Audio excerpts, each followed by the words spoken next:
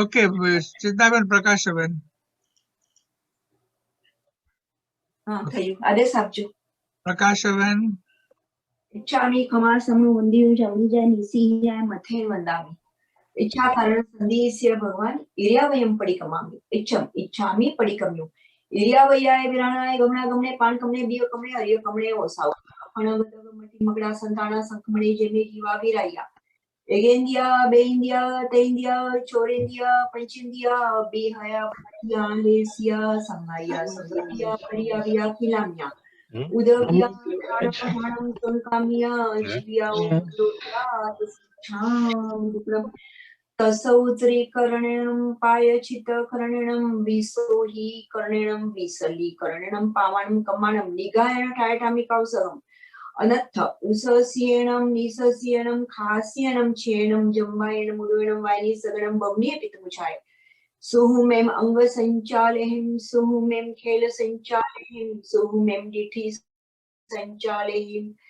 एवमायि एहिं आगारेहिं अपगो विरायो उज्जमे कौसगो यावर्यन्ताणं भगवन्ताणं नमो कारणं न पारेमि ताव कायम ठाणेणं मोणेणं जाणेणं एक लोगस नो कौसक न आवडे तो 4 नौकार अप्पाणं बोसीरामी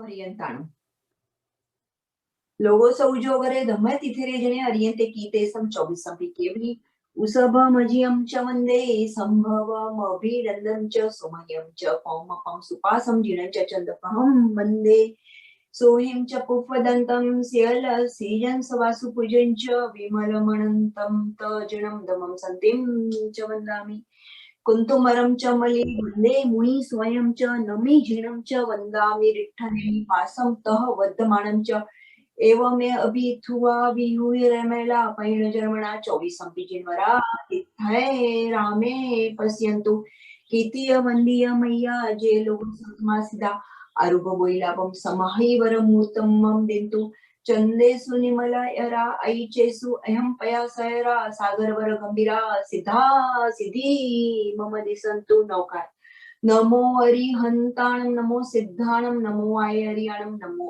वज्राणं नमो लोय सब सावणा एसो पंच नमुकारो सव पावपणासनो मंगळानंच सवेसिन परमं हवै मंगलम આપણે આ શ્રુત સામાયિકની શરૂઆત થઈ ગઈ. ઘણો ઘણો આભાર ચેતનાબેન. થેન્ક યુ પ્રદીપભાઈ. અને અંતમંગળ પછી 3 નવકાર ભણી લેવા. હા.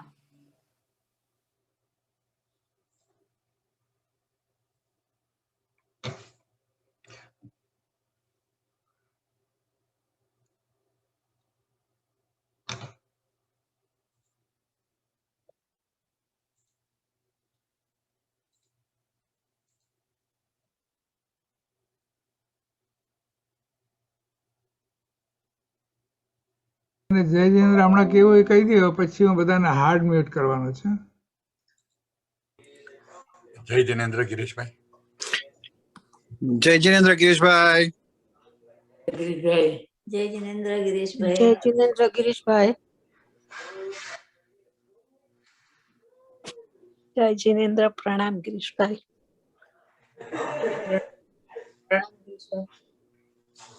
જય જિનેન્દ્ર. પ્રણામ.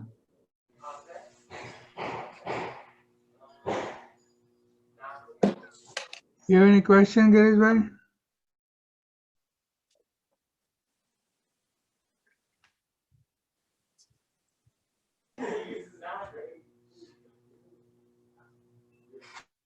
Jayendra Girishbhai.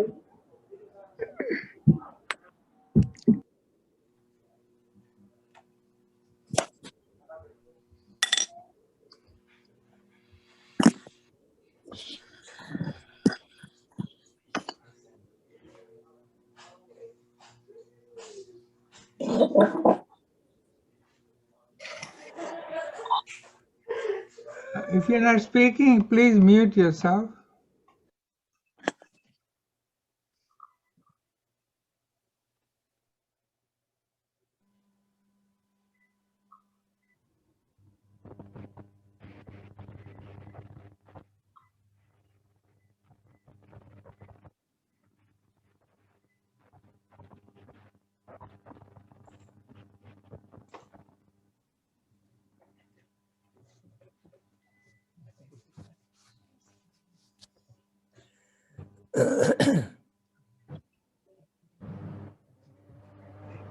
जय जिनेंद्र प्रदीप भाई Jai Jinendra Sahib. जय जिनेंद्र गिरीश भाई प्रणाम। जय जिनेंद्र Jai Jinendra Girishbhai. जय जिनेंद्र जय Jinendra. Okay, now with your kind permission, I'm going to hard mute everybody. Just so there is no unanticipated disturbances. It goes in effect right now. So, Girishbhai will have to unmute himself again.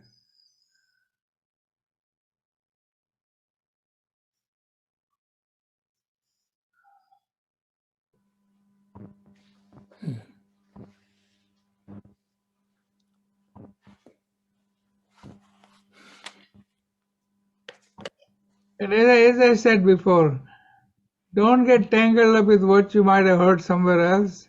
Just listen to Girishbhai 100% of the time. Focus.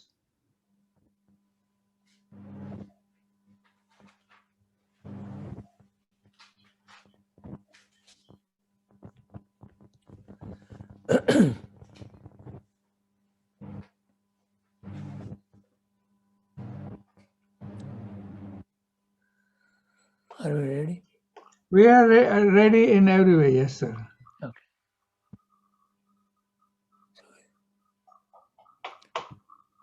नमो रिहंताणं नमो सिद्धाणं नमो आयर्याणं नमो वज्रायाणं नमो लोये सव्वसाहूणं येषु पञ्चनमुखारो सव्वपावपणासनो मङ्गलाणां च सव्वेसिं परममवै मङ्गलम् ओंकारं बिन्दुसंयुक्तं नित्यं ध्यायन्ति योगिनः कामदं मोक्षदं चैव ओंकाराय नमो नमः मोक्षमार्गस्य नेतारं भेत्तारं कर्मभोगृतां ज्ञातारं विश्वतत्त्वानां वन्दे तद्गुणलब्धये अज्ञानतिमिरान्तानां ज्ञानाञ्जनशलाकया चक्षुरुन्मीलितं येन तस्मै श्रीगुरुवे नमः मङ्गलमय मङ्गलकर वीतरागविघ्नात् नमोताय जाते वै हरिहन्तादि माम् आदिमं पृथ्वीनाथ मादिमं निष्परीग्र आदिमं तीर्थनाथं च वृषभस्वामिनमं स्तुमां कमटे धरणेन्द्रे च शोचितं कर्म कुर्वति प्रभुस्तुल्यमनोवृत्तिः पार्श्वनाथ श्रीस्तु नमो दुर्वाररागादि वैरीवारनिवारिणे अर्हते योगिनाथाय महावीराय तायिने यदुवंश समुद्रेन्द्रो कर्मकक्ष हुताशन अरिष्टनेमिर्भगवान् भूयादोरिष्टनाशन सुधासोदरवादोस्न निर्मलीकृतदिन्मुख मृगलक्ष्मातम शान्ति शान्तिनाथ जिनोस्तु श्रीमते वीरनाथाय सनाथाय अद्भुतश्रिय मनानंद सरोराज मरालाय हरते नमः कृतापराधेऽपि जने कृपामन्तरतारयो ईषद्भास्पार्द्रयोर्भद्रं श्रीवीरजिननेत्रयो नमो दुर्वाररागादि वैरीवारनिवारिणे अर्हते योगिनाथाय महावीराय ताय पन्नगे च सुरेन्द्रे च कौशिके पादसंसृशे निर्विशेष मनस्काय श्रीवीरस्वामिने नमः सर्वारिष्टप्रणाशाय सर्वाभीष्टार्थदायिने सर्वलब्धिनिधानाय श्रीगौतमस्वामिने नमः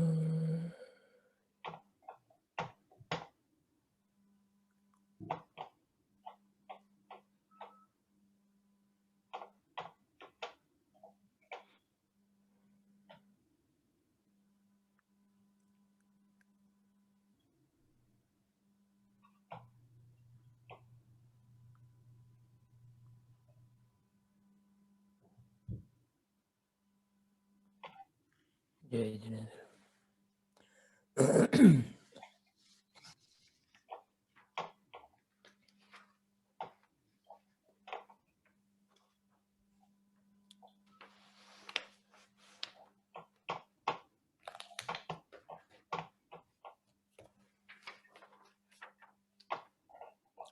आज शनिवार तारीख 3 એપ્રિલ 2021 બે દિવસની અને 4 સેશનની જે શિબિર meditation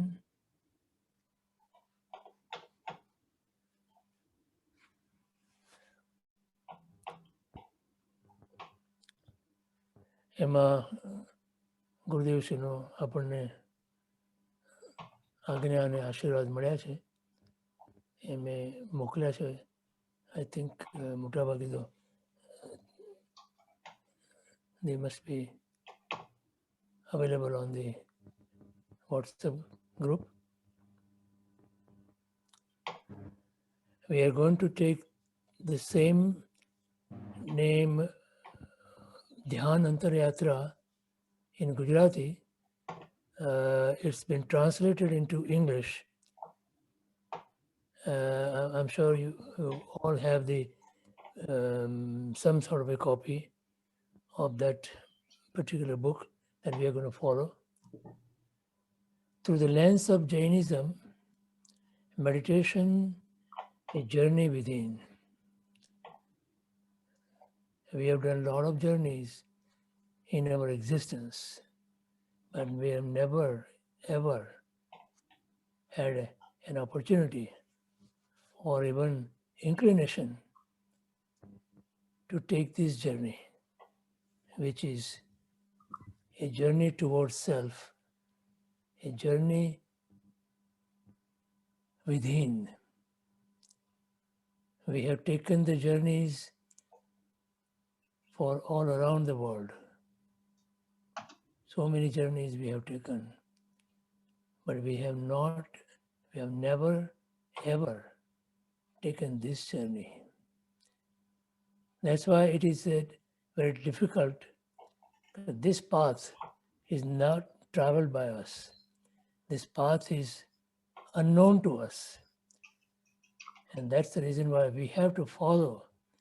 And we have to follow the seekers and the seers who have followed this path, who have walked this path, and who have reached this destination.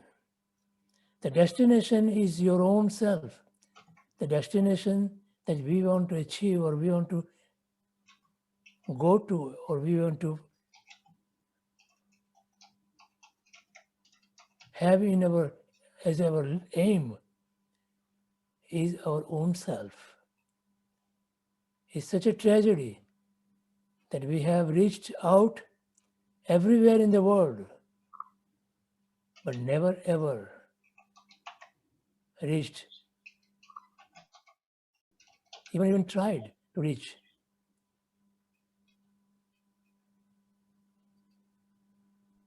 ourselves. We don't even know who we are. That's why we have to know, first of all, what we are, who we are. So the question that we have to ask today and every day is, who am I?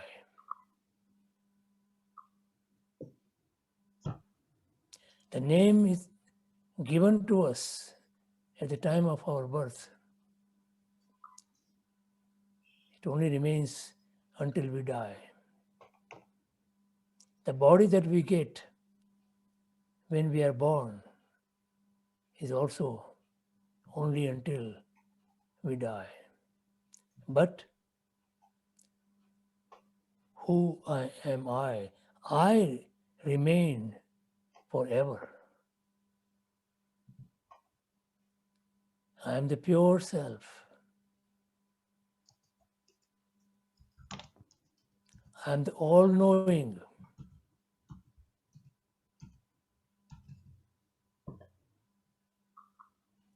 Shuddhosi buddhosi niranjanosi sansar maya parivartitosi. That's what I am. I am pure. I am all-knowing. And I don't have any blemish. I am blemishless. But we have never ever seek or even tried to seek that ourself. Who am I? Really, who am I? Ramana Maharshi, the great sage, who wrote that if you want to have eternal peace and eternal joy, first of all, find out who you are. And that is the journey within. That's the journey that we need to take. And that's the journey we can take. Today, we can start understanding that. Meditation has been defined by Webster Dictionary as thinking consciously about any one given subject. That's called meditation. Thinking consciously about or for one given subject. For us, the subject is our own self. We have never thought about our own self. We always think about others, but we never think about ourselves. When I say that we never think about ourselves, then you will say that yes, we have thought about ourselves. But that is not yourself. What you're thinking about when you say yourself is your body and your name, not the pure self, which has no limitations. Body has limitations, your name has limitations. This is a limitless, nameless existence. That existence, that astitva, we have never ever thought about. And to think about that consciously for a long period of time with no disturbance from any external event, object, or person. That is called meditation. What is the purpose of meditation? The purpose of meditation is to find ourselves. We don't know who we are. So we have to find ourselves. In order to find ourselves, we need to think about it. Now again, the thinking is done by our mind, which is again is foreign. It's not us. But we have to take the help of our mind, our body, and our speech. Those are the three things which we have as our tools to achieve the goal. And then once we achieve the goal, all these three things which are not ours, which are not we, their purpose is done, their purpose is fulfilled, so they no longer will be necessary and they will fall away, go away. You don't have to leave them. They leave us. They leave you. Right now we need them. We need them as a tool, as a crutch, as a boat to sail through the ocean of life and death. That's called sansar. So let's understand that this is what we need to do. We are going to use our own body, our speech, and our mind. Those are the tools that we are going to use. To use them to achieve where we want to go. We want to go in ourselves, within ourselves. What is there within ourselves that we are so much interested in seeking and going there? That has pure joy, bliss, unadulterated bliss. And everybody, every soul, every living being wants just one thing and one thing only, and that's bliss and joy, eternal joy, eternal bliss. Because we don't know where to find it. And that's why we are seeking all the external objects, situations, people to achieve that. And time and again we fail. Time and again we are disappointed. Time and again we don't get that bliss. We get it for a very short period of time, transitory, and then again we fail. We fail eternally. We have been failing. And still we go after that. That's our ignorance. So now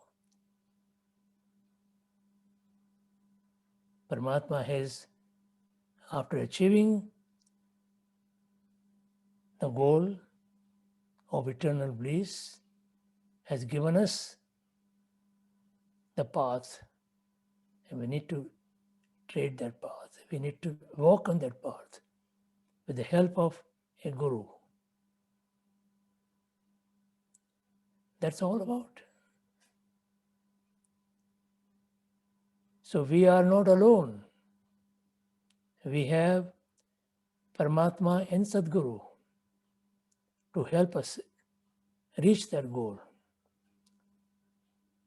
When and how and where and what, that if we completely surrender ourselves to Paramatma and Sadguru, we have nothing to worry about. As our Gurudev says, it's a back seat journey. You put the trust in the driver. Even when you fly, you put the trust in the pilot. When you are chauffeur driven, you put the trust in the chauffeur. Same way, you put the trust in Paramatma and Sadguru. Because we have never traveled this path before. And they have traveled and achieved the goal. So we trust them. So complete surrender. That's the first requirement. If you do not completely, unequivocally surrender to Sadguru and Paramatma, there is no way you can achieve. There is nothing in the world which will help you to achieve this. So first of all,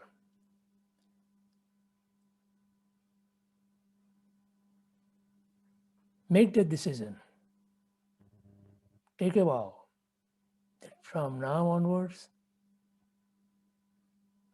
this path of eternal bliss and joy that I want to achieve, I will surrender myself completely without any doubt, without any question to Paramatma and Sadguru. So we are going to follow the book which is written by our Gurudev. He wrote it in Gujarati and then this has been translated by some translators. They have not given the names, but the translations is, if you have read the Gujarati book, you will see the translation is pretty accurate. There are certain Sanskrit shlokas in there, so they have been transliterated, and there is a system using this transliteration. It's called International Sanskrit Alphabet System, IATS. And if you open your book, first of all, you will see the title, Through the Lens of Jainism. So this meditation system is according to Jainism. There are several systems in the world on meditation. None come any close to this one. Gurudev has studied several systems and then he has come to a conclusion that there is no system which come even close to what our Tirthankar Paramatmas showed what meditation is, even come close to that. So a meditation, a journey within. This is written by Acharya Yashoja Suriswarji Maharaj, our Gurudev.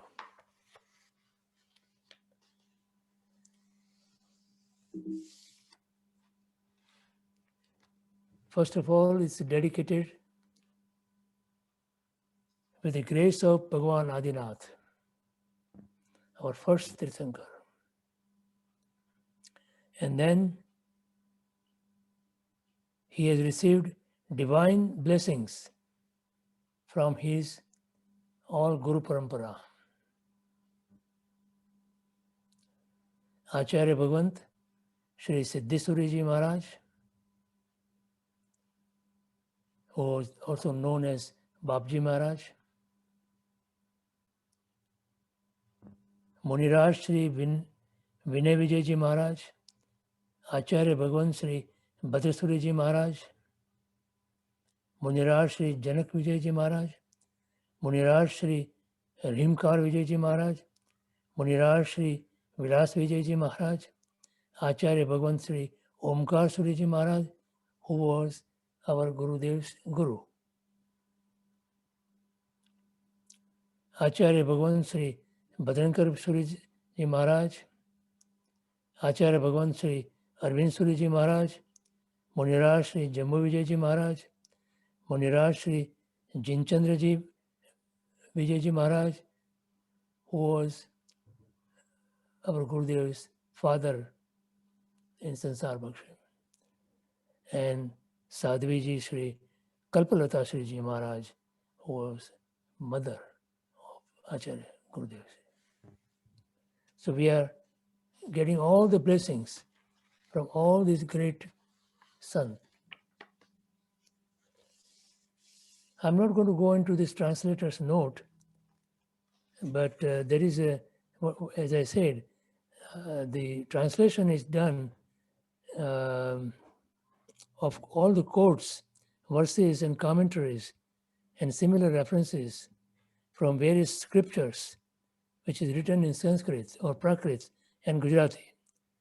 These references have been transliterated in Roman script with diacritics using IAST, standard, which is the standard of International Alphabet of Sanskrit transliteration, with some minor variation. In addition to such references, several technical terms such as Kayotsar, Udasin, Acharya, etc. has been used as it is. They have not been translated or even transliterated. Because they are pretty much used so widely that most people know about it. Then there is a whole script of transliteration is given there. You can go through that if you want to. Now I'm going to tell you about, although I think it has been posted on the WhatsApp about this Shibir. At that time they have posted this about Acharya Yashoda Suriji, our Gurudev.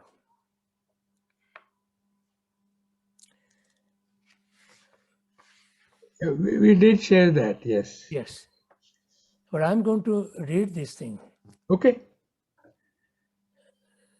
so that you, first of all, you should have utmost ahobhav or bahuman or reverence for our Gurudev. Unless and until you have that, you will never ever be able to understand the meaning of all the things that he has given here. So first of all, bring that in your heart, that reverence. Born in Zinjowada, Gujarat on 1st March 1946, Acharya Yashoda Suriji became a Jain monk at the very young age of 11. Thereafter, he spent over 30 years of his life in silence, maun, and solitude, ekant, under the holy guardianship and guidance of his Sadguru.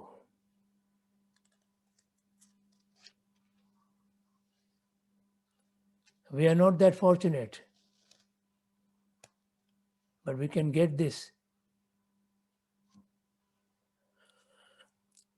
vibration from the words that he has written. During this period, he experienced the deepest depth of self-realization. And this is exactly what we all need to seek, self-realization. You want to realize, you want to experience yourself. You experience everything else in the world but yourself. The important thing is to experience, to realize who you are, who I am, and how to do that. This is what we are going to learn. During this period, he experienced the deepest depths of self-realization. His intense longing for a union with the divine, પરમાત્મા સાથેનું મિલન, combined with his positive and inclusive approach.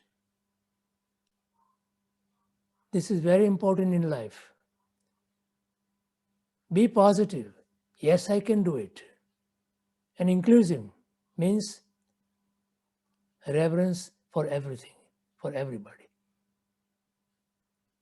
Led him to not only a deep study of Jain scriptures, but also an exploration of truth as expressed in other faiths. Every faith has some truth, some element of truth in them. All you have to do is to seek and find it. And then you'll see that truth has no options. Truth is universal. That's why Gandhiji said, truth is God.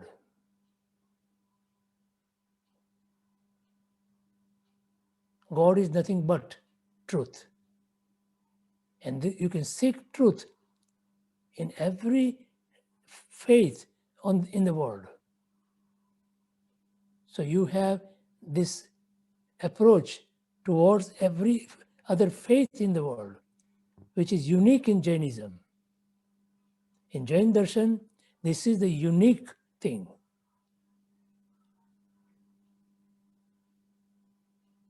All the philosophies of the world has something to offer. And Jain Darshan has taken every single faith in the world and absorbed in Jain Darshan faith. So Jain Darshan doesn't negate anything, but seek and find the truth in all the other faiths.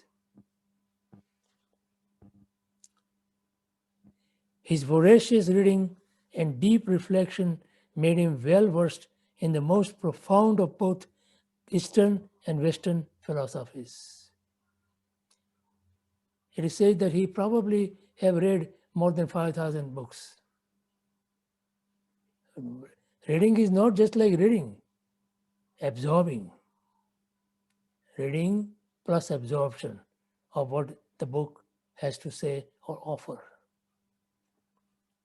He has been bestowed the designation of Acharya by Reverend Jain Acharyas and is well respected by monks, nuns, scholars, and seekers alike. He has initiated over 200 monks and nuns into the Jain order and has consecrated many Jain idols, a function exclusively conferred upon the revered Acharyas. He is held in extremely high esteem by those journeying the spiritual realm because of his unique ability to harmonize spirituality with traditionalism and rationalism. This is what most of the people miss in their pursuit. They either go towards spirituality or goes towards traditionalism or goes towards rationalism. But they never be able to combine all these things and make the path which has been given to us by Paramatma. His mission is to enable everyone to achieve the heights of spirituality, to break free from the shackles of prejudgments and to enjoy unprecedented peace within. This is only achievable by this process. His sole aim is to give everyone a taste of the unbridled joy arising from within. This joy, you cannot find it without. That means there is nothing outside which can give you this joy. It's only you can achieve it in yourself. To that end, he has been guiding and inspiring seekers in their inner journey with an expertise that only a profound realization of the self can bring. This is what we need to achieve and we need to work on. This is our goal. This mission has taken the shape of various activities that empower seekers in their inner expedition, such as authoring books, imparting discourses, and providing guidance through letters.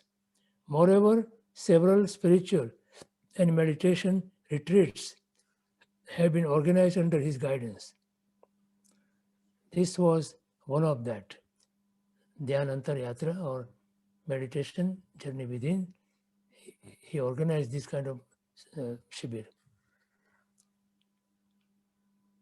Moreover, several spiritual and meditation retreats have been organized under his guidance, breaking the barriers of age, faith, and geography. Seekers from all walks of life, including several monks and nuns from different sects of Jainism, continue to gain from his sound guidance, even today. Forever absorbed in the silence of the self, he exudes a quiet peace and calm that can put all inner disturbances to rest. You will always see him smile. An attempt to comprehend his inner bliss is beyond mortal cognition. This is the very important thing.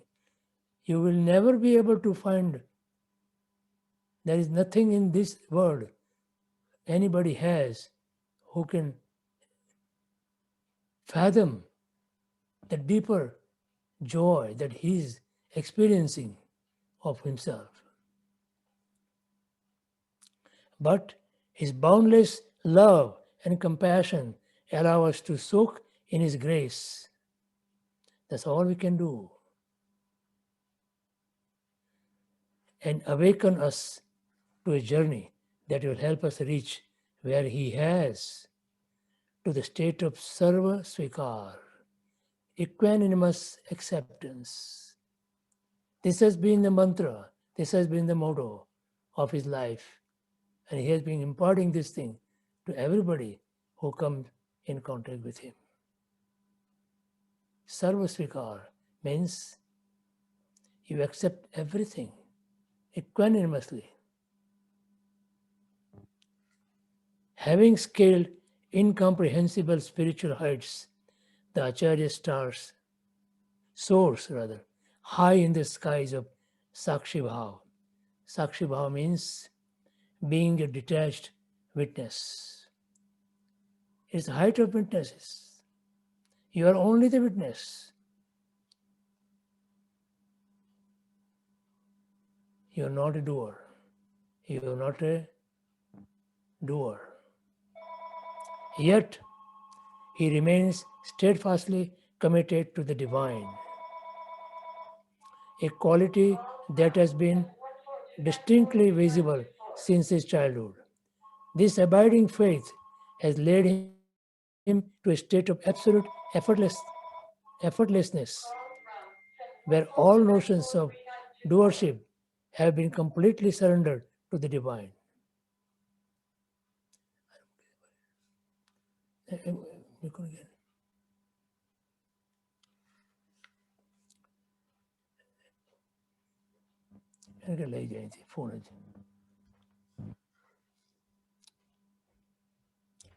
I'm going to read this again.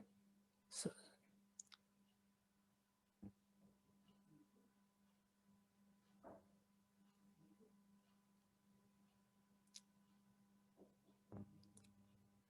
M करना ले लें तो मुझे दे अंदर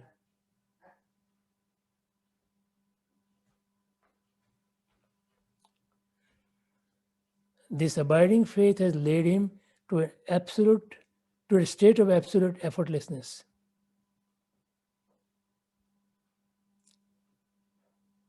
J. Krishnamurti describes this as effortless, choiceless existence.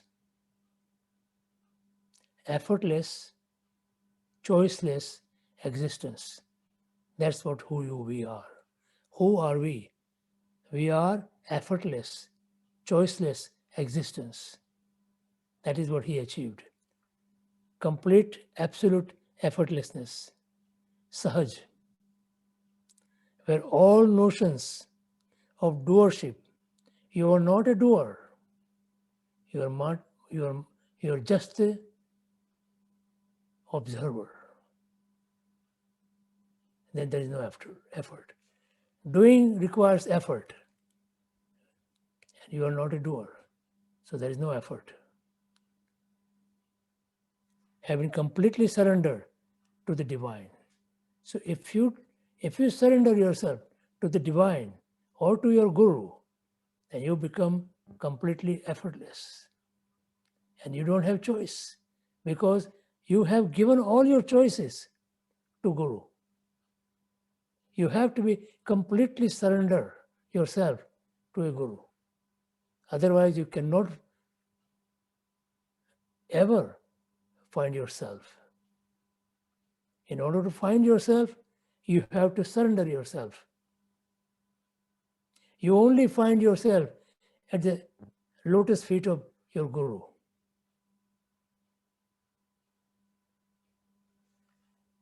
Like Gautam Swami, sitting in the Samavasaran,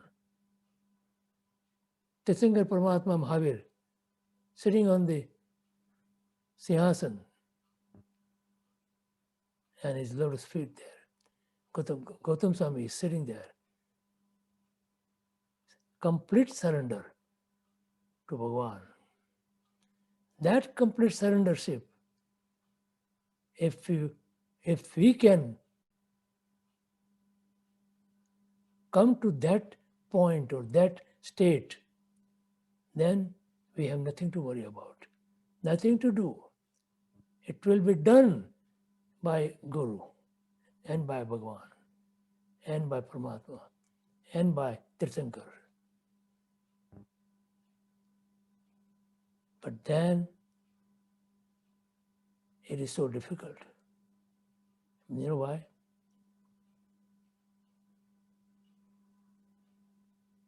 Harino marg cheshurano nahi kayarano kam jone Pratham pehlu mastak mukhi vadti levu naam jone. First of all, you have to put your ego in the lotus feet of Guru. Then only you will be able to achieve. Otherwise, you will never ever be able to achieve anything in the world. With the ego intact, there is no way. So that's the first thing that requires. This is what exactly. So when you have that notion of doing things,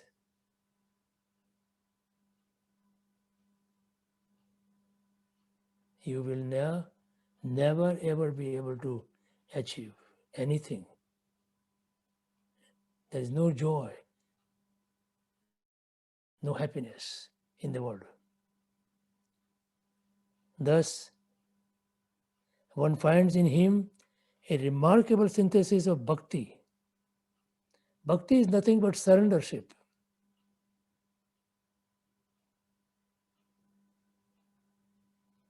Singing, hymns, all these things is just instrumental to achieve that goal. They are not bhakti. They are the tools of bhakti. Bhakti means surrendership. to divine. So synthesis of bhakti and yoga. Yoga means you're joining yourself to the divine. You become one with divine. That's called yoga. And you can achieve that by bhakti, for which he is fondly known as Bhakti Yogacharya Yashovijaya Suriji. And that concludes about him who is our Guru.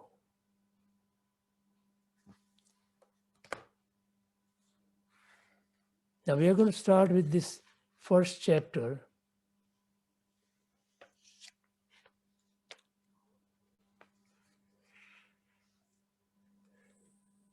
Upamiti Sarodhar is a Shastra, scripture. Chapter 8, it says here,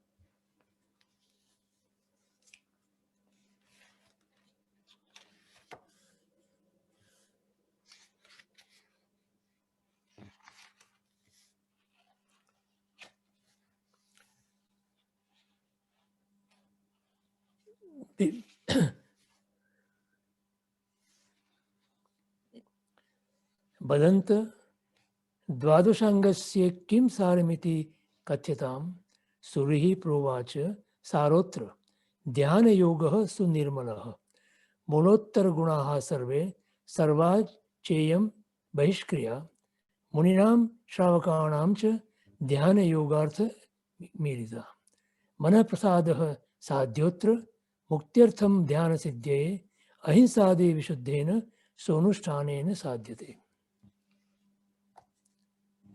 That's the original slok, which is here written in transliteration. It says here, the meaning, a seeker requests the Acharya, Guru, O Reverend One, please enlighten us on the sense of the Dvadashangi. Dvadashangi is the scriptures which has been formulated and written later on. First of all, it was formulated by Gandhar Bhagwant, Gautam Swami and another, all the 11 Gandhars, who did that by listening to Bhagavan Mahavir's preaching. So they are asking, a seeker is asking, Padant means Bhagavan, Prabhu, all these Dvadashangi, which means all the scriptures that you have given, what is the essence of it? Please enlighten us on the essence of the Dvadashangi.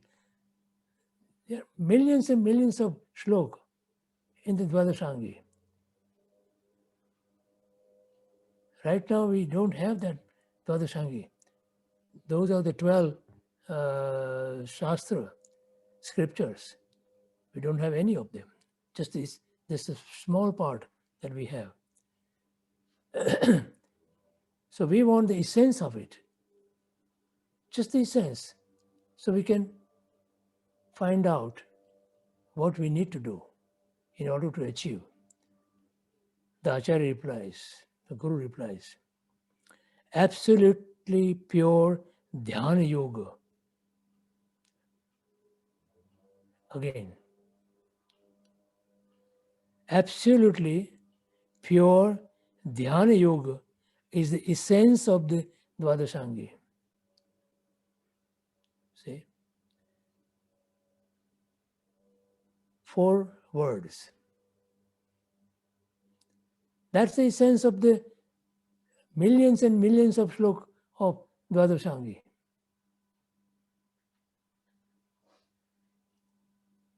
absolutely pure Dhyan Yoga is the essence of the Dvadashangi. The principal virtues, Mul Guna, and the supporting virtues, the Uttar Guna, the external rituals, all those rituals that we do, all the Kriya,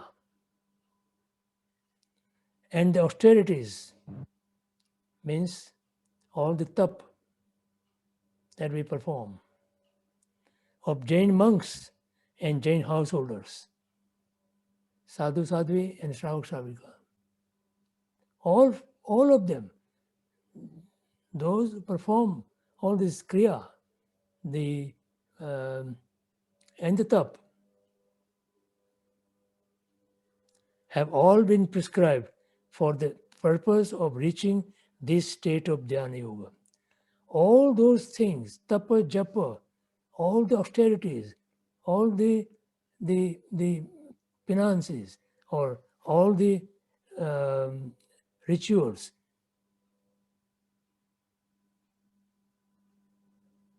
those are prescribed to achieve only one goal, and that one goal is dhyana yoga.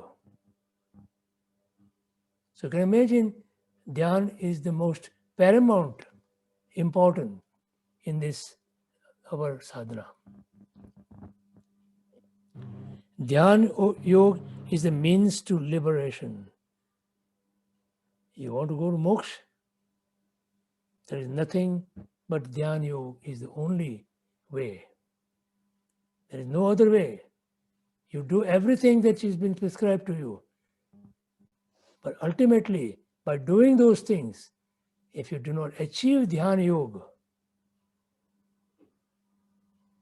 means concentration of self in yourself,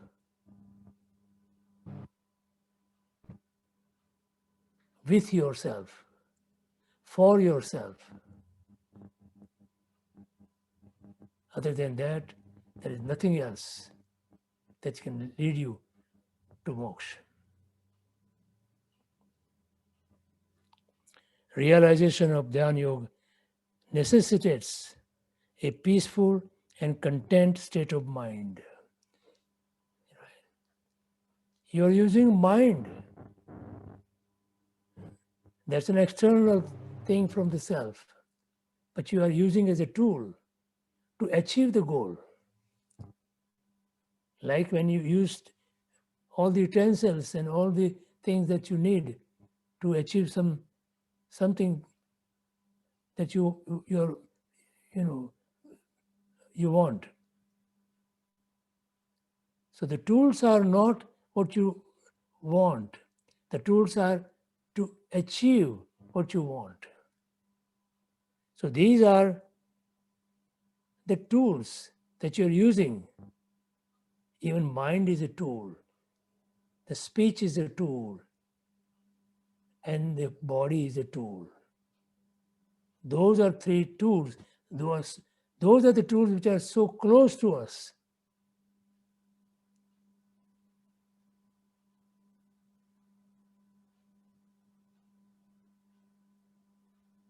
And there are other tools that we use, like we use the books, we use the all the upakaran for samayik, pratikraman, all the kriya, puja, bhakti, whatever we do in religious activities, we use something. Those are the tools. Those are external tools.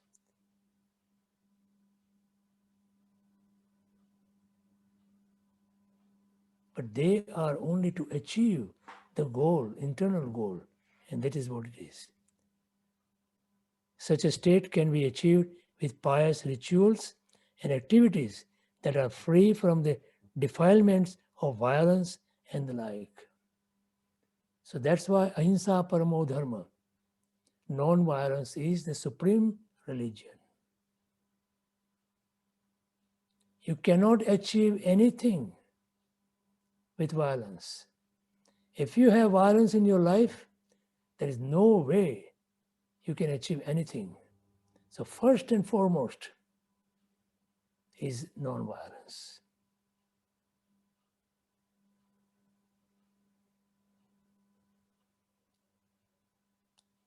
That's why they say ahimsa paramo dharma. There is a shastra, scripture, Dashvaikarik. The first stanza in that one is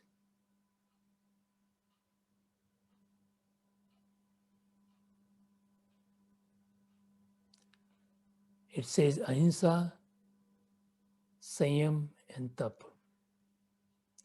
Those are the things. The first thing is ahimsa. So ahimsa, non-violence. That's why we have Jain philosophy or Jain darshan emphasizes on ahimsa.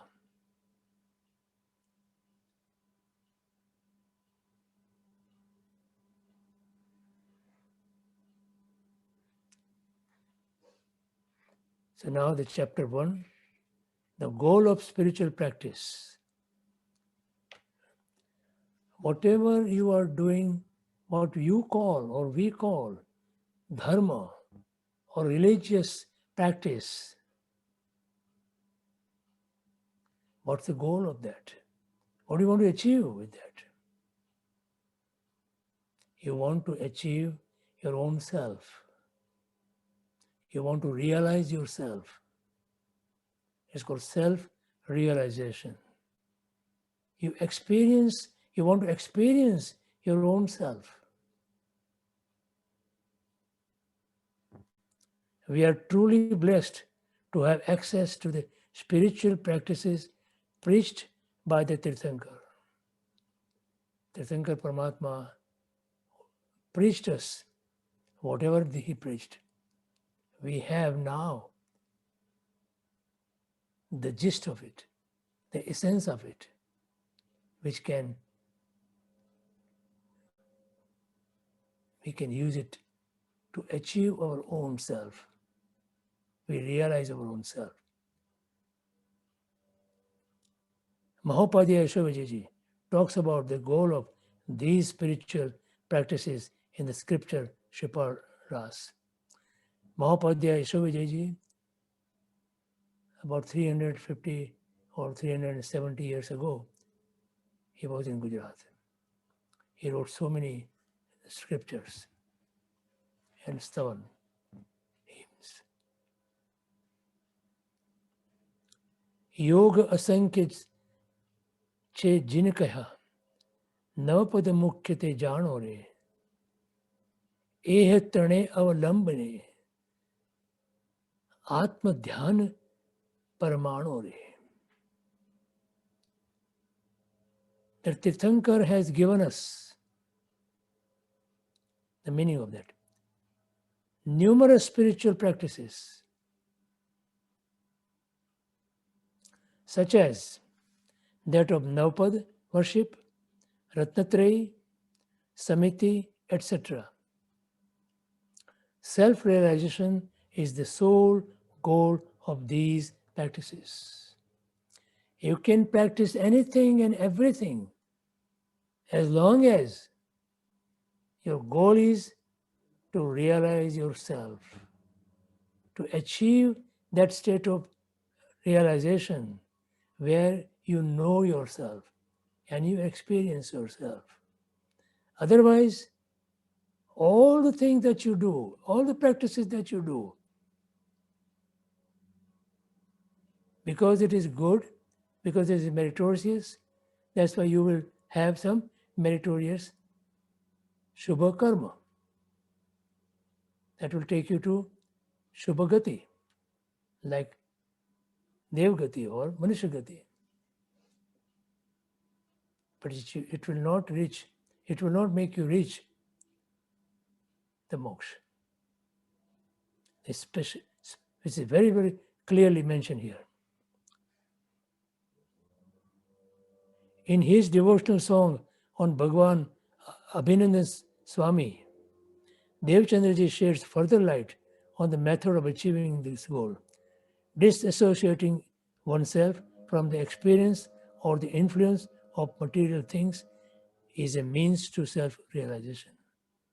And this is the most difficult part.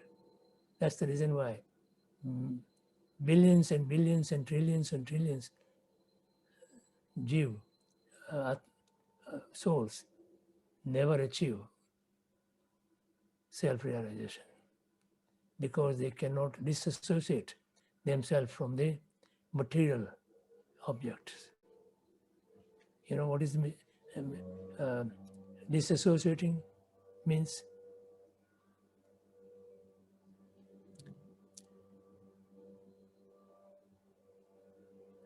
Devchandra Maharaj said, also about 200 years ago, a great saint. He says here, क्यों जानूं क्यों बनी आवशे अभिनंदन रसरीत हो मित्त पुद्गल अनुभव त्याग थी करवे जसु परतीत. Pudgal means everything else, matter. What you eat, what you wear, what you own, all these things is called Pudgal. Pudgal is one of the thing, Dravya. There are 6 entities in the world. One of them is Jiv, there's Atma, soul. The second one is Pudgal. The other 4 are just there. We have nothing to do with them. They exist on their own. But these 2 are influencing each other. Jiv and Pudgal. Pudgal means matter, which is innate matter, Jad.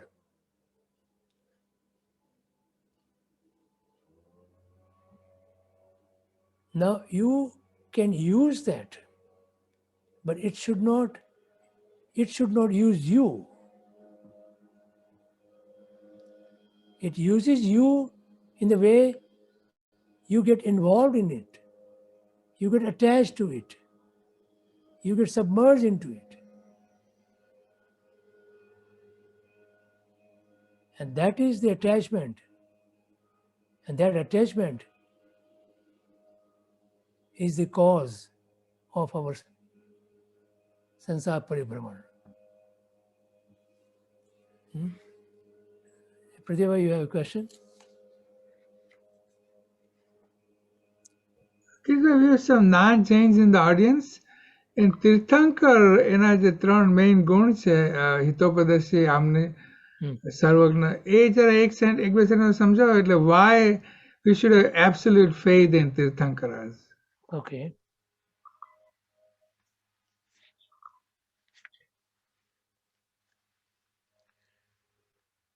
Okay, the question is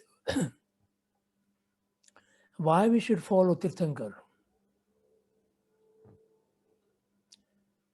Tirthankar has 3 attributes.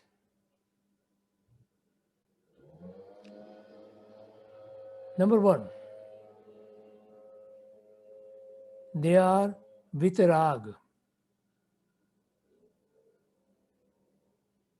They have no aversion, no association with anything. They are completely detached. And to be completely detached from everything, you need to be self-sufficient and self-absorbed. And that's what they are. So that's vitarag. No rag, no attachment, no aversion, no dvesh. That's called vitarag. That's the first attribute. The second one is all-knowing, absolute knowledge. So he knows all souls, everybody has this capability of all-knowing. He has achieved that. We have not achieved that state of all-knowing. So since he knows everything, past, present, future. So we should follow him. We should worship him. And the third category, the third attribute rather, of Tirthankar is Hitopadeshak, which means he is his sermons, or he is giving his sermons only for the good of all souls. He doesn't distinguish, okay, I will give my sermon to this community or that community. No, it's for every soul in the world. So at the third Janma, before he became Tirthankar, in the third life, before he said, Savi Jiv Karu Shasan Rasi. That means in the world, all over the universe, every soul be happy. Eternal happiness, eternal bliss, he wished for everybody. That's why he's called Hitopadeshak Puru.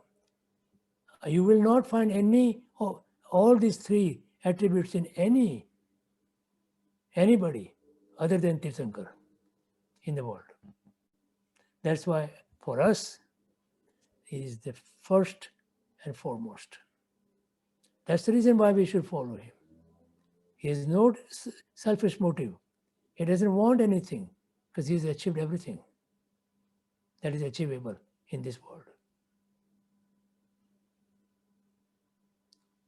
He doesn't have any likes or doesn't have any dislike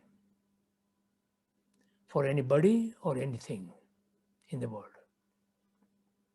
So I want to follow that soul, or supreme soul, who is only residing in his own bliss, eternal bliss. And that's his attributes. And that's the reason why I and everybody should follow him. And he says this, that if you want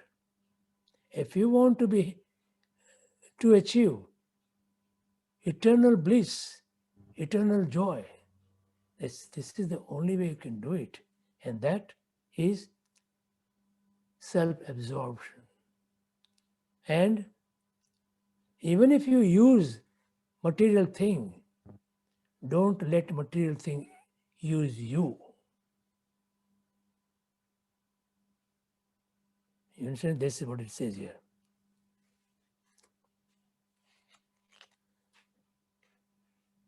Disassociating oneself from the experience or the influence of material things.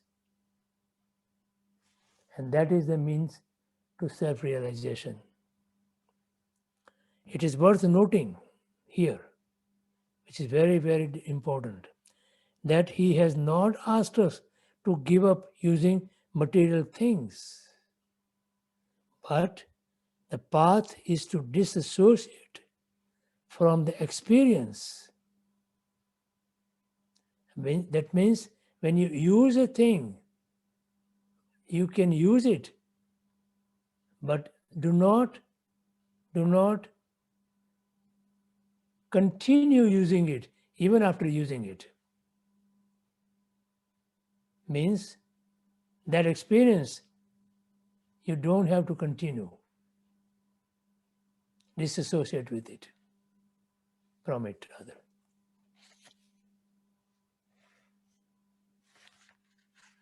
Not from the material things, but from the experience.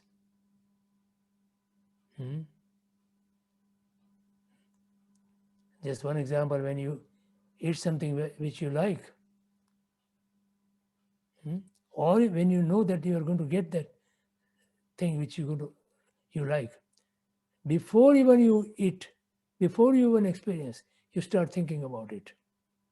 So the experience starts, then you eat that thing, experience is there, and after you have finished eating, still for some time, you remember that experience. That is called experience, continuation of experience. You can use the material things, but the experience that when you use it, that should not continue. That means disassociating yourself with the experience.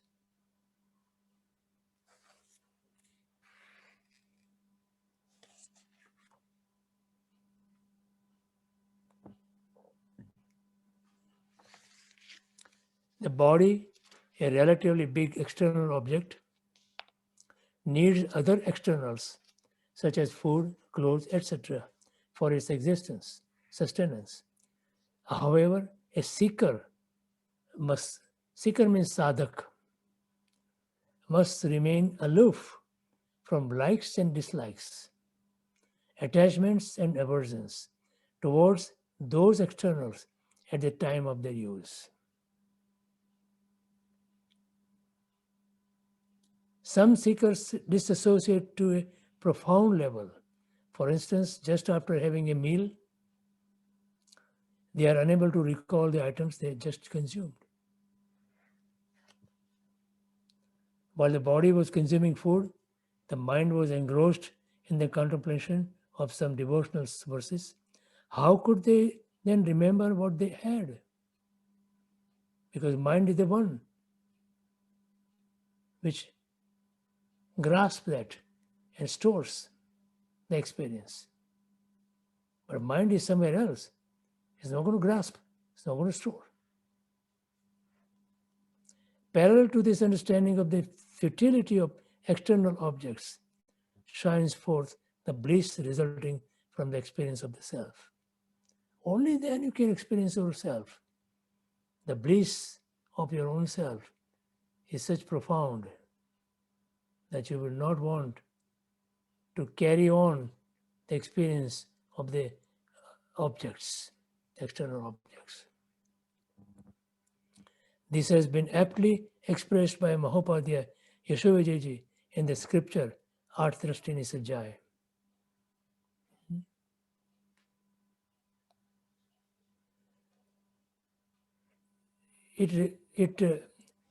The actual verse is this: Bal Dulighar Leela Sarki Bhav Cheta Tha Bhasere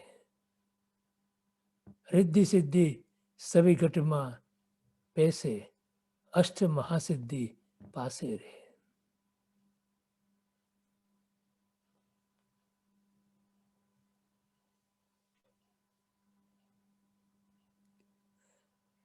बाल दुली घर लीला सरखी भाव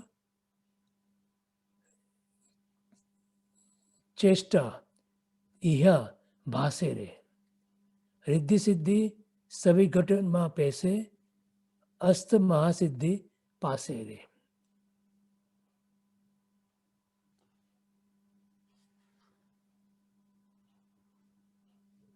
अंशे होय तिहा अविनाशी पुद्गल जाल तमासी रे चिदानंद घन सुजस विलासी किम होय जगनो आसी रे. In the stage of Stiradrashti, Stiradrashti is the one where the seeker, the sadhak, achieve the Samyak Darshan. At that time, what happens? A seeker's understanding of the futility of the external is very profound. And this understanding finds beautiful expression in the lines Bal Dulighar Leela Sarki Bhav Chesta Tiha Bhasere. For such seekers, all worldly activities appear to be like sandcastles made by children.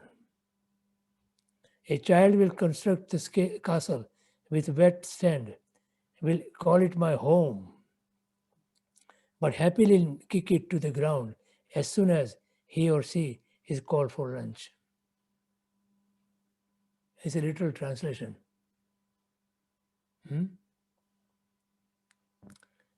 A child is playing on the seashore make sandcastles. In the evening, he has to go home. So what happens? Whatever he's made, he kicks it down. That's how you should feel.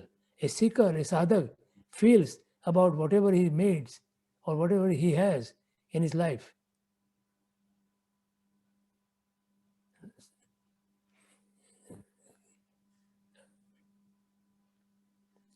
This simple, everyday example succeeds in explaining the futility of the external in depth.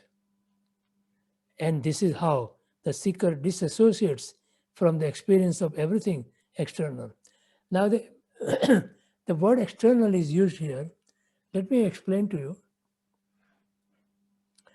We have in the government, there is a department which deals with foreign countries and foreign things, right? Which is known as External Affairs Ministry. So whatever is foreign, which is not us or our, is external affairs, not ours. So whatever is not self is external affairs, is foreign. So here the word external is used in that meaning or in that respect, in that sense. You understand?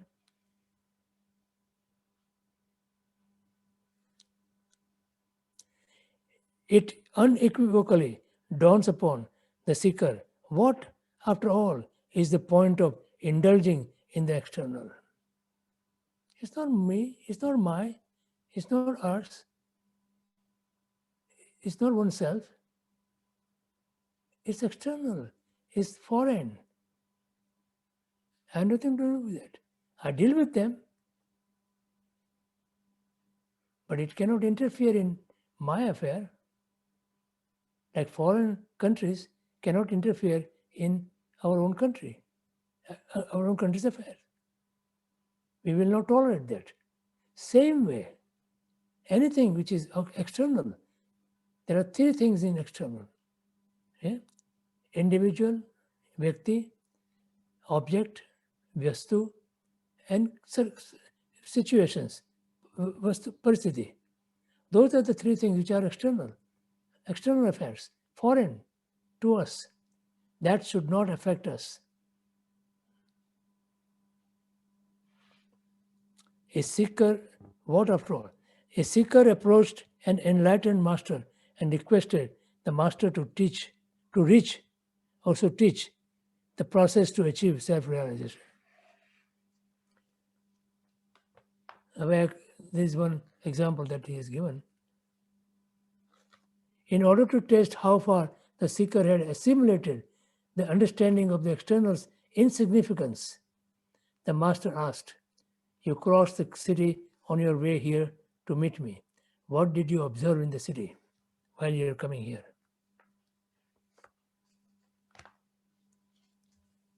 If you answered that, "Oh yeah, there are so many people there, so many objects there, so many things there, good and bad," then you fail. Here the seeker says, "Oh Master, oh Guru, I observed idols of clay, running after clay." Do you feel that way? That all the things in the world is like clay, mati, which doesn't have any permanence?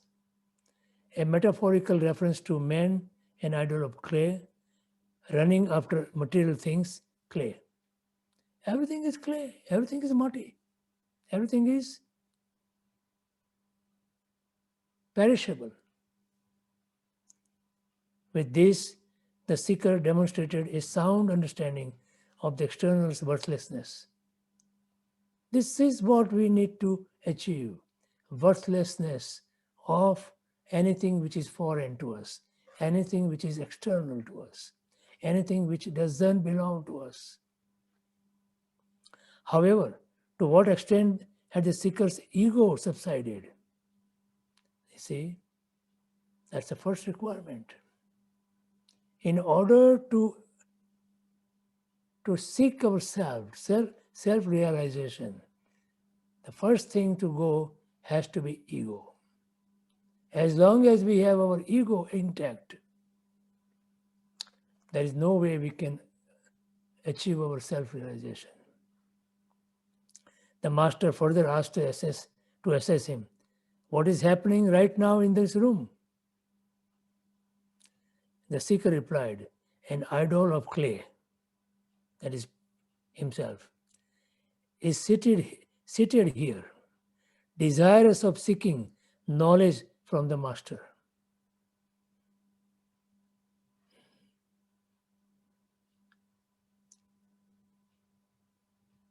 Do you feel that way?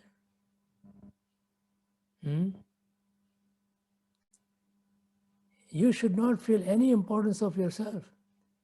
All your importance has to be in the lotus feet of your guru. The master accepted the seeker and subsequently showed the seeker the path towards self-realization. Guru is only going to give you the path or showed you the path only if you are completely surrendered to the Guru. The experience of the true self shines forth along with the understanding of the futility of the external. This is well described by Mahopadhyaya Shivaji. Anshe hoye tiha avinashi, pudgal jal tamasire. I am the imperishable soul.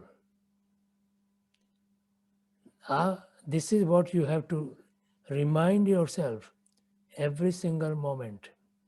The experience that I am an external, everlasting entity descends upon the seeker here. This experience is echoed in the words of Anand Ganji Maharaj Sahib. Nasi jasi, hum thirvasi, chokhe vahe nikharenge. A seeker with this experience remains unfluttered in the face of imminent death and can fearlessly recite the above lines, which says, while the perishable body will lie here, I, the eternal, everlasting soul, will get liberated from its prison. The body for him was a prison, and he's liberating himself from the body, because he and body is not the same. So nasi jasi, the one which is nasi, the one which is perishable is jasi, which means is going to go its own way. Hamathirvasi, but me or I am not going anywhere. I'm going to be remaining here forever. I am forever. Chokhe vahe nikarenge. Shuddha, pure, bliss. I will be once I shed this body. That's not me. That's not my existence. Here, one experientially realizes that the soul and the body are different, are separate. Upadhyaya Harshavardhan Vijayaji says the following in the scripture, Adhyatma Bindu.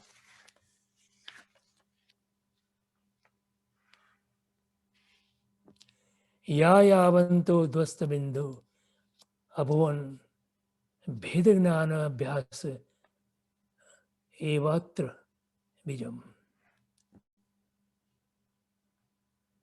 At the root of the spiritual practices of all liberated souls, those who have gone to moksha, for them at the root of their sadhana is the practice geared toward realizing the distinction between the soul and the body. Veda Gnana, Abhyasa, the study of Veda Gnana. Veda means disassociating body from soul, disassociating from body, which is not me, from soul, soul, which is me. In the devotional song, Amritvelni Sajjai, Mahapadhyaya Yashovijayaji provides an apt mantra that drives home this distinction. This mantra, everybody should recite every single day, several times. Deha mana vachana pudgala thaki, karma thi bhinna tuja rupare. This means, O soul, you are distinct from the body, the mind, the speech, the physical matter, and the karma. That's not you. You are distinct. You are separate. A seeker should continuously reflect on this mantra whole day. Write down on a piece of paper or somewhere and put it everywhere that you can read in the house or wherever you happen to be. One can replace the word tuja with a muja, which means me. Deha manavachana pudgalataki karmathi binna tuja rupa. Instead of that, you say muja rupare, my self. I am different. I am separate. I am unique. I don't belong to this body, mind, and speech or karma.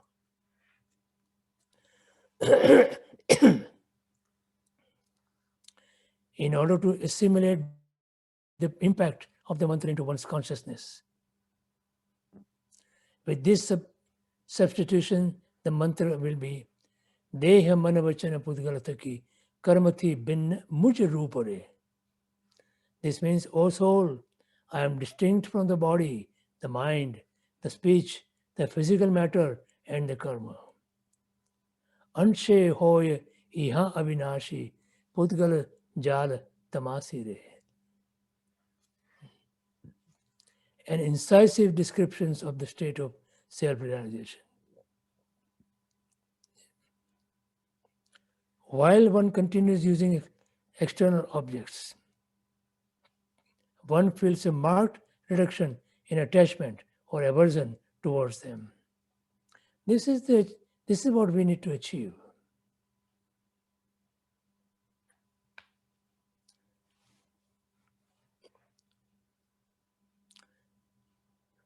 You want dhyan, right? You want meditation, right? So this is what you have to do in order to achieve that goal. The goal is to achieve meditation, the dhyan. The goal is to achieve self-realization, samyak darshan, which is necessary, absolute necessary to achieve moksha. You cannot get moksha without samyak darshan, and you cannot get samyak darshan without this.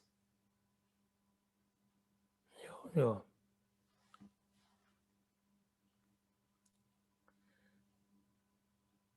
The entire world of external will invariably appear worthless. Right now, for us, the entire world is worth something. When it becomes worthless, then you achieve yourself. To the seeker, akin to conjuration. Mahapadhyaya Swamiji has asked a beautiful question here. Chidananda Gana Sujasa Vilasi. Kim hoy Jagano Asire. Who am I? Chidananda. Chit means Gnan, knowledge, pure knowledge. Anand, pure bliss. And Chidanand Ghan means solid. I am solid. Knowledge, pure knowledge, all knowledge, and also all knowing and all full of joy, bliss. Why would I want anything from outside? Why would I seek anything from outside? If I am self-sufficient, I don't want any foreign help. Do I? If I am self-sufficient, do I seek foreign help?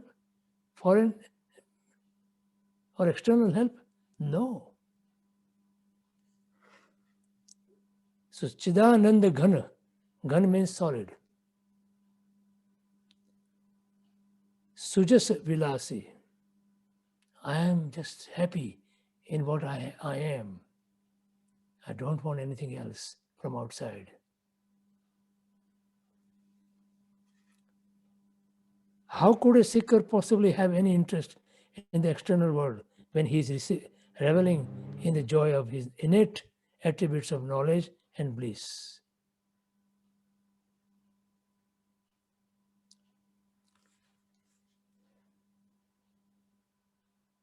Why do you read newspaper? Why do you go on the TV? Why do you go on the computer? Why do you go on your WhatsApp? And why? For knowledge, right? You want to know something. But you are all-knowing soul. Why do you want to go outside? And you go out to have fun, right? Let's have fun. But you are all full of joy. Why would you seek fun outside? You understand? Self-realization is the goal of our spiritual practice.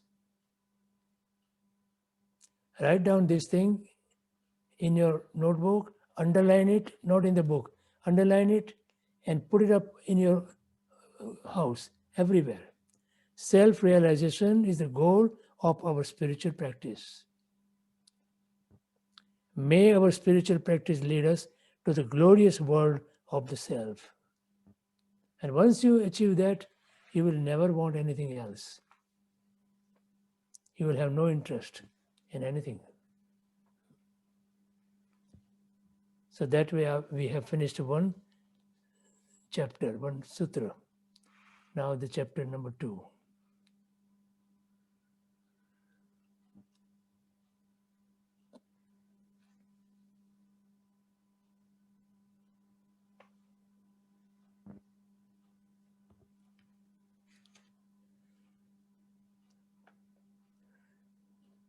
This is from Dhyan Stuti chapter. Adhyatmastar is the Granth book written by Mahapadya ji.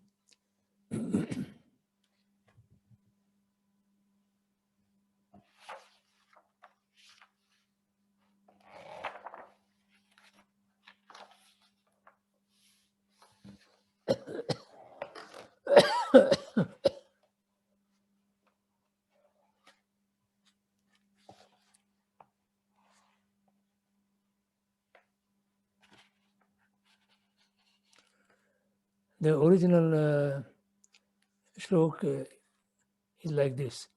Atmano hi paramatmani yobud bhed buddhikrut eva bhed dhyana sandhikrutam vipaniya drag bheda manor yor vitanoti. It says here,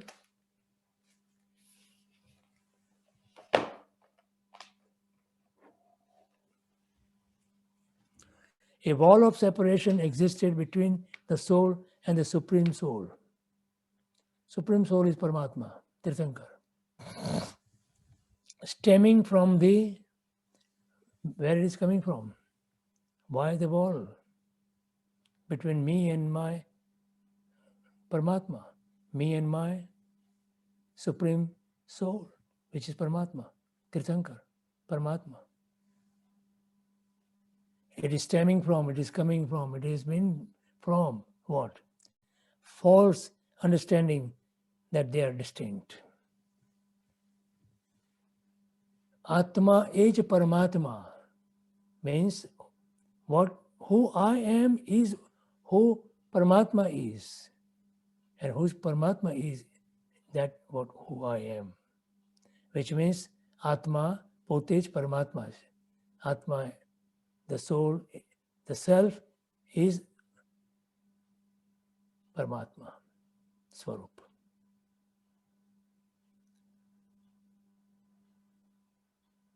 But the false understanding so far we had that distinction, no, I am different. I am not Paramatma. The emissary called meditation promptly struck this wall down and established oneness between the two. The emissary called meditation. Now, meditation is now an emissary. Emissary, you know the emissary, right? Emissary means the one who will help achieve the union between Atma and Paramatma. Who will do that? Who will become the emissary? The meditation becomes the emissary. You know, when two states are fighting each other, then there is an emissary who comes and then resolve the differences and says, oh, we are all the same people. Why you fight? You're not different. You're not separate. You're all one. That emissary here is meditation, dhyan, which will make it happen. What happens here is that Atma Potej Paramatma bane, which means the soul itself becomes Paramatma. I eventually become Paramatma. When I go to moksha, I am also Siddha Paramatma. So there is no difference. Right now, there is a difference. There is something which is in way separating us both. That separation is removed by meditation. You understand? The dhyan or meditation does that. The emissary called meditation promptly struck this wall down and established oneness between the two. In other words, during the state of meditation, the seeker realizes that the soul is of the same nature as the Supreme Soul. Supreme Soul is Paramatma. Soul is Atma. Atma so Paramatma.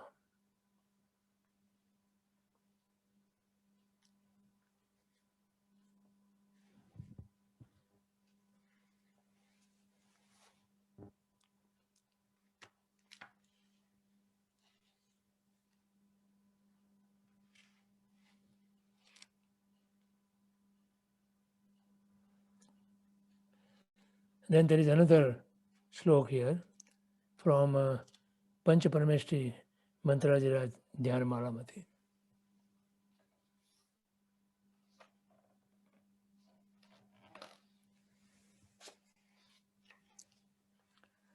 आप रूप प्रगटे जिण हेति ते दाखे गुरुजन धरि हेति.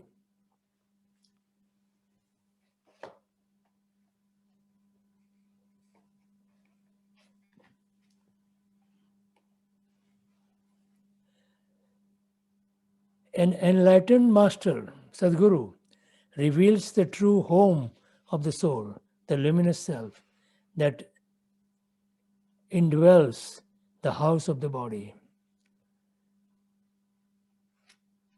Body is not me, but body is the whole home of me, my true self.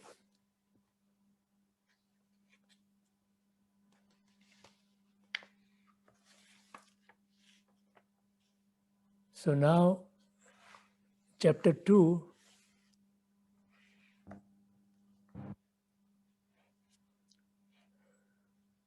takes us to another way we can achieve this, and that is meditation on the Arihant. Now we are meditating on Arihant Paramatma, because Paramatma, the Supreme Soul, and me and I are not different. They are similar. So Atma becomes Paramatma. How? Now the process is here. Our destination is self-realization. Again, repeat this every single time. Our destination is self-realization. The Tirthankar has shown innumerable paths leading to this goal. Yoga asankhya che jin kaya, navapada mukhya te jano re. The spiritual practice involving navpad worship is a path that leads to self-realization. Navpad, you know about Navpad, Arihant Siddha Sadhu, Arihant Siddha Acharya Upadhyaya Sadhu, and then Gyan Darshan Charitra Natap. Those are the 9 symbols. The spiritual practice involving Navpad worship is a path that leads to self-realization. Similarly, the pious practices of Ratnatrayi means Gyan, Darshan, Charitra, knowledge, perception, and conduct. Samiti, Samiti, Area Samiti, Bhasha Samiti, etc. And Gupti, 3 Guptis, Man, Vachan, Kaya, are all equally endearing paths towards this goal. They are all good, whatever path you want to take, but they all lead to this. Your Atma becomes Paramatma. Your soul becomes Supreme Soul. The destination is certainly alluring, and so are the paths. A mere walk on any of the paths gets one rejuvenated, but you must like it. You must like the goal, and otherwise you will never walk on that path. If you like the goal, you will like the path. If you like the path, you will walk on the path. So if you like the goal, you like the path. If you like the path, you like to walk on it. But if you don't like the goal, you don't like the path. You don't like the path, you don't want to walk on the path. Then, for you or for anybody who has this situation, for them, there is only one thing, and that is going around this whole universe millions and millions and billions and millions of times.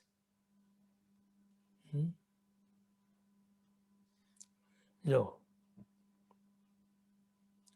In this context, let us consider the spiritual practice pertaining to the first position of Navapada, that of the Arihant.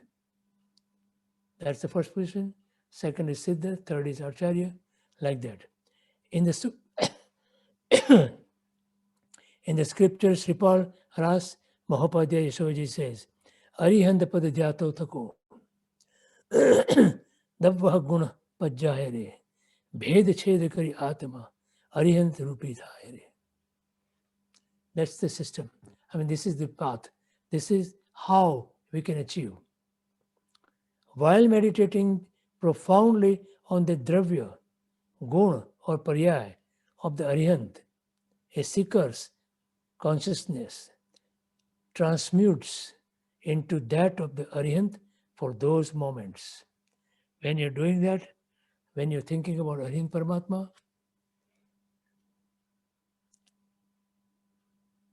you become like Arihant. This phenomenon is called Abhed Milan in Jain tradition. Abhed means there is no distinction. There are two types of Abhed Milan. One is external, experienced upon liberation, and second is momentary, experience in the state of meditation. And this is what we have to seek. In the state, while we are in the state of meditation, we momentarily experience momentary oneness with Arihant Paramatma. In this context, Acharya Haribhadra Suriji has provided apt guidance through the sutra.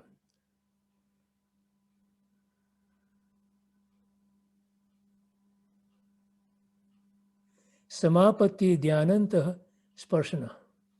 During meditation, when a seeker experiences the touch, the sparsh of the Arihant's dravya or gun, it is called samapatti.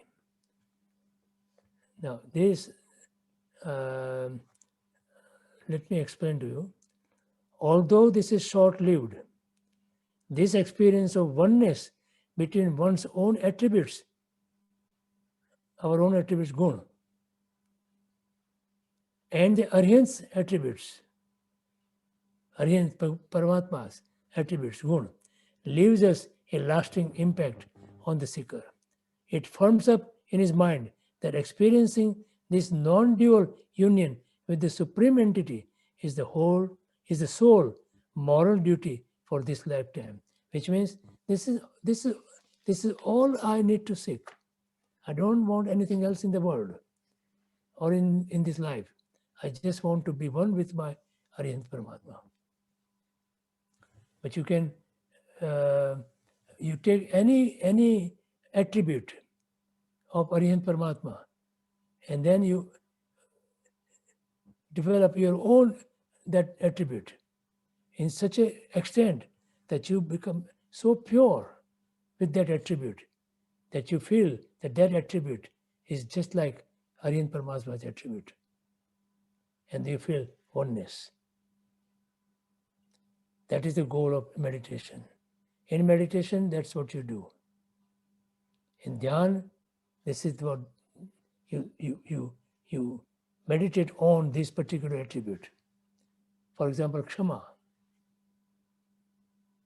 forgiveness. You take it to such a level that you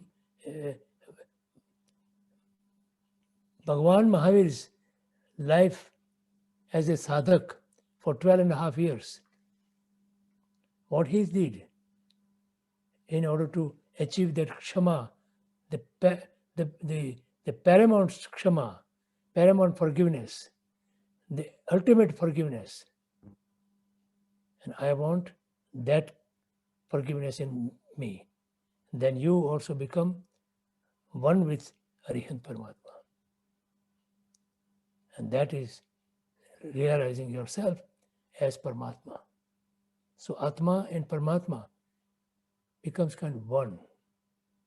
And that's also self-realization.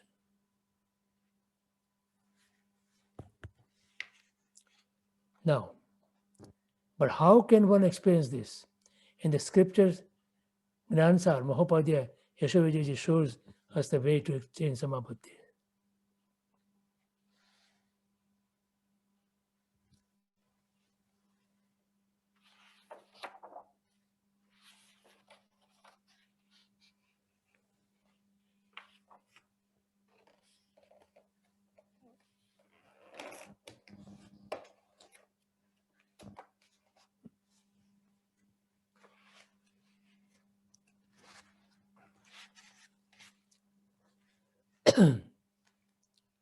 मनाविव प्रतिच्छाय समापत्तिः परमात्मनः क्षीणवृत्तौ भवेद् ध्यान दंतरात्मनि निर्मले. Now, this is a very important shlok from Gransa, which was also written by Mahapadhyaya. An object, this is the meaning of that. An object lying in front of a mirror or a reflective precious stone will be reflected on its surface. Correct? Now, in the same way, during meditation, the attributes of the Arihant, guna, attributes means guna, will find reflection in the heart of a seeker whose thoughts, laced with attachments and aversions, have diminished.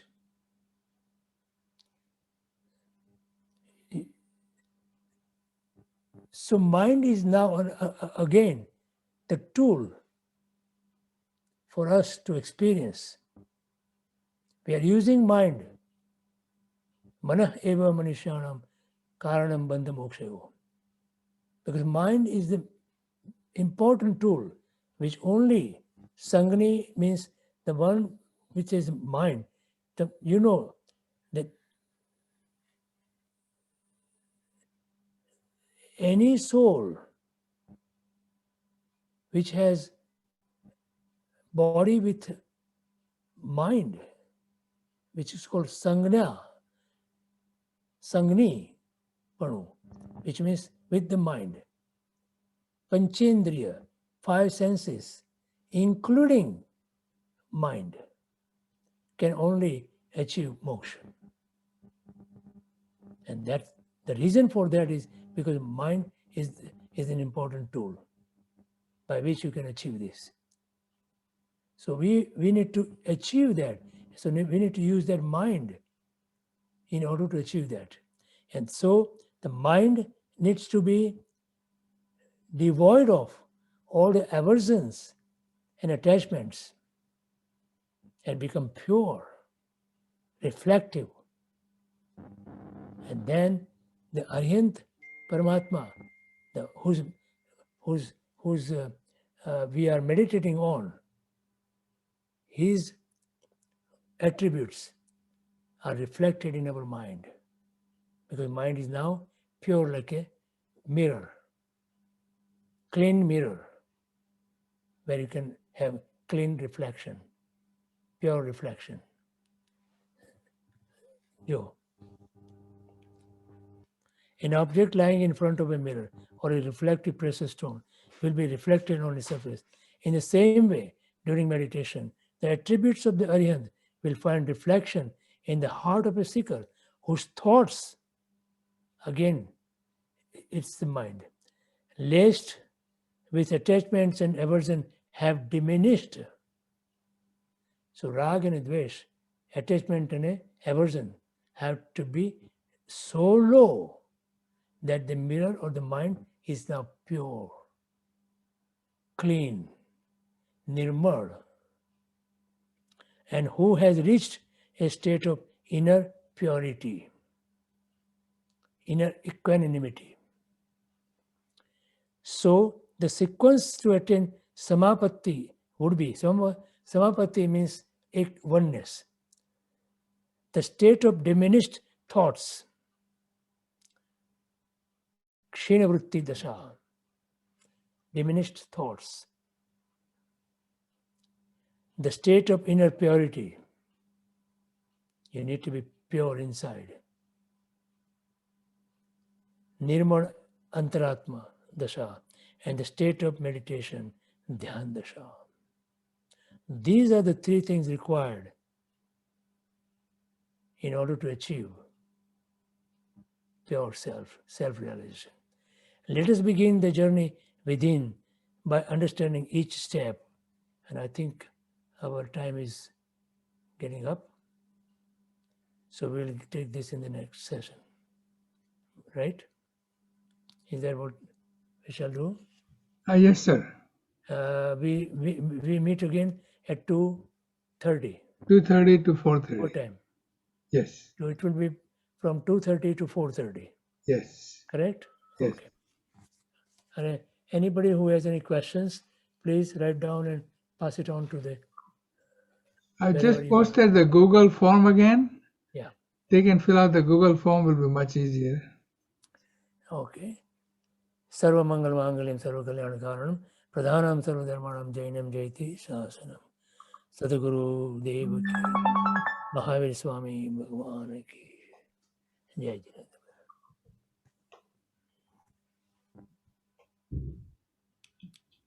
Now, time is short, so we cannot individually meet Girishbhai. But in a samohic sense, if you want to make a little noise, be my guest.